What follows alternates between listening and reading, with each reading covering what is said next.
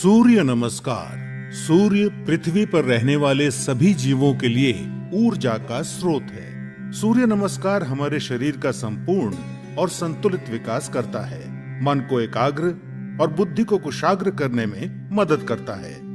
आध्यात्मिक उन्नति के लिए सूर्य नमस्कार को महत्वपूर्ण माना गया है। सूर्य नमस्कार 8 अलग अलग आसनों की मदद से 12 चरणों में क्रम से किया जाता है। सूर्योदय और सूर्यास्त के समय इसे करना ज्यादा फायदेमंद होता है। सबसे पहले आप अपने दोनों पैरों को आपस में जोड़ते हुए बिना कंधों को झुकाए सीधे खड़े हो जाएं। सुनिश्चित करें कि आपके हाथ शरीर के समीप हों और आपकी ठोड़ी जमीन से समानांतर हो। अपने शरीर को दोनों पैरों पर समान रूप से संतुलित करें। इस स्थिति को समस्थिति कहा जाता है। पहले चरण को करने के लिए सांस लेते हुए अपने दोनों हाथों को आपस में जोड़ें और अपनी छाती के समीप नमस्कार मुद्रा में ले आएं। इसे प्रणाम आसन कहा जाता है। अब सांस छोड़ें। दूसरे चरण में धीरे धीरे सांस अंदर लेते हुए अपने शरीर को कमर से ऊपर की ओर खींचें और अपने दोनों हाथों को अपने सर के ऊपर ले जाते हुए अपने सर और कमर को पीछे की ओर झुकाएं।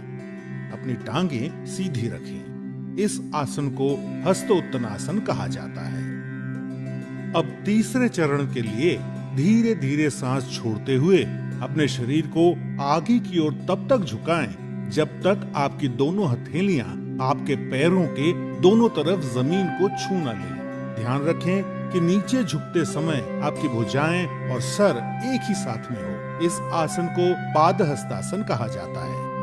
चौथे चरण को करने के लिए एक गहरी सांस अंदर लें और अपने दाएं पैर को पीछे की ओर ले जाएं और अपने घुटने को जमीन पर सटा कर रखें। सुनिश्चित करें कि आपका दायां पैर पंजों पर हो, आपका बायां पैर का घुटना 90 डिग्री पर हो, दोनों हथेलियां जमीन पर हों, आपके कूल्हे नीचे और ठोड़ी ऊपर की ओर हो। इस आसन को अश्व संचालन आसन कहते हैं।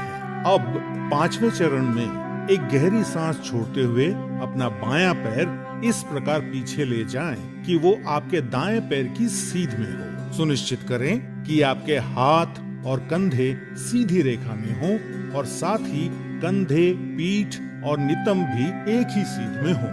इस आसन को संतुलन आसन कहा जाता है। इस स्थिति में धीरे धीरे सांस लें।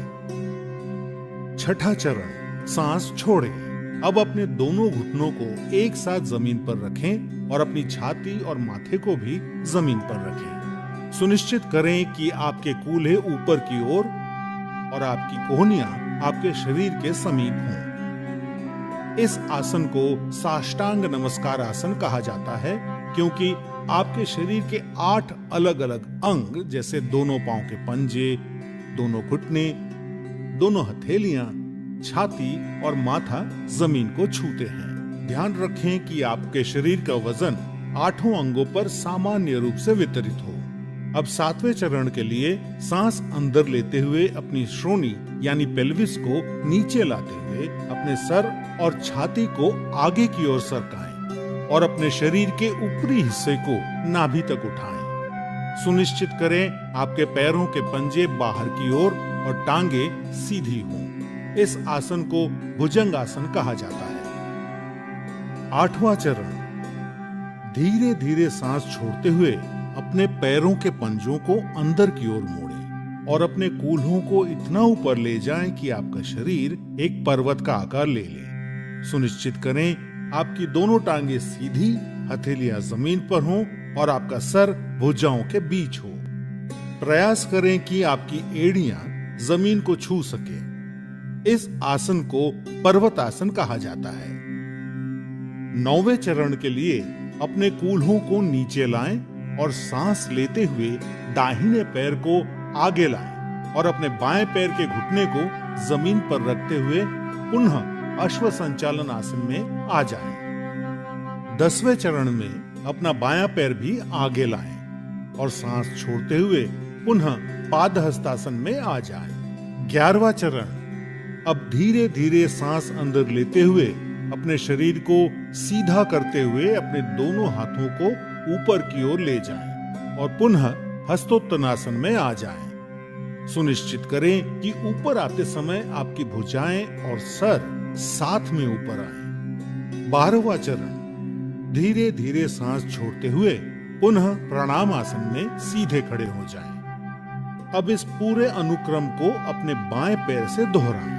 सूर्य नमस्कार से आपके फेफड़ों की क्षमता बढ़ती है। सूर्य नमस्कार आपके मेटाबॉलिज्म में सुधार लाता है और मधुमेह के प्रबंधन में उपयोगी पाया गया है।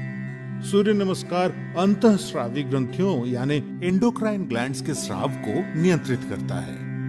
सूर्य नमस्कार आपको वजन को सही रखने में मदद करता है और आपके मेरुदंड और आपके कमर की मांसपेशियों को मजबूती प्रदान करता है।